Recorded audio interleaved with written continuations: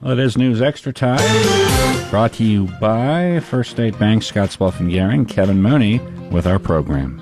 Thank you very much, Steve. Good morning, everyone. Becca Tompkins is here, and we're going to talk about Leadership Scottsbluff. Believe it or not, this will be the 28th class. Right? It's crazy because I was in class 24, so it's hard for me to even believe we're at class 28. And I've been at the station here about 33 years, and it seems like I didn't realize Leadership Scottsbluff started that early after I got here. Fantastic.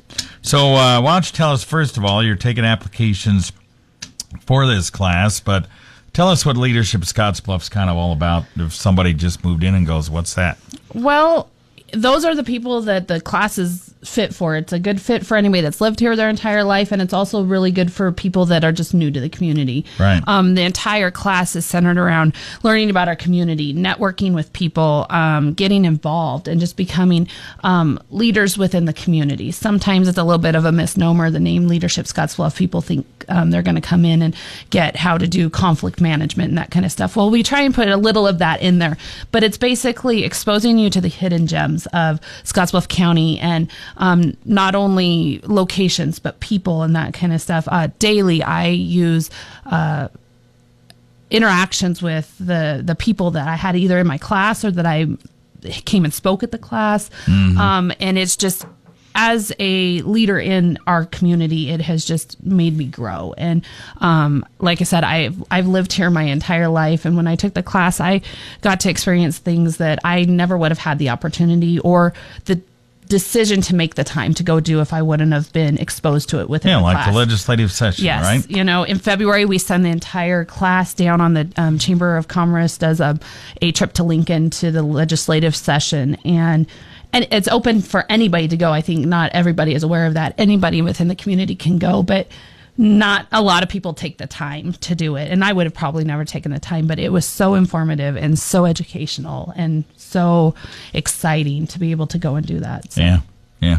So you're taking applications right now. The deadline is August 3rd, so people have another month to get that in. And how do they apply? Well, the application is on our website, leadershipscottsbluff.net, and then they can just return that to the chamber. Okay. Pretty easy. It's a pretty easy process. Mm-hmm. Pretty easy. Bill Boyer was in Leadership Scottsbluff. Anybody can be in Leadership Scottsbluff. Mm-hmm. Steve could, Dave could, I could. Absolutely. Anybody within the community. It's open to anybody that wants to just increase their being within the community. All right. We'll take a break and discuss it more right after this.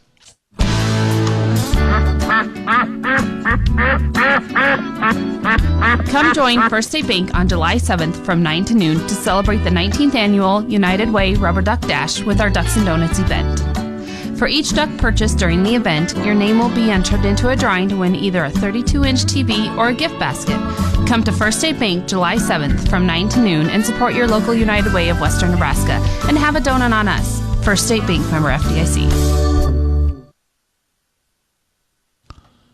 Back on News Extra, Becca Tompkins is here to talk about the 2016-17 class of Leadership Scottsbluff. They're taking applications right now.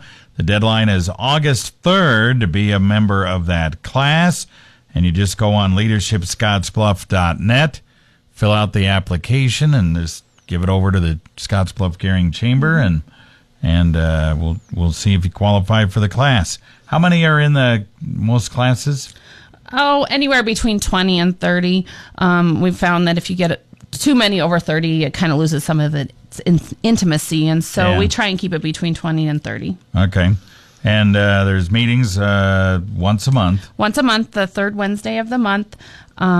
It alters some. In December, it's the second. In the February, we do the legislative trip. But pretty much, but the schedule is already set. So you can tell your employers, these are the days I'm going to be gone.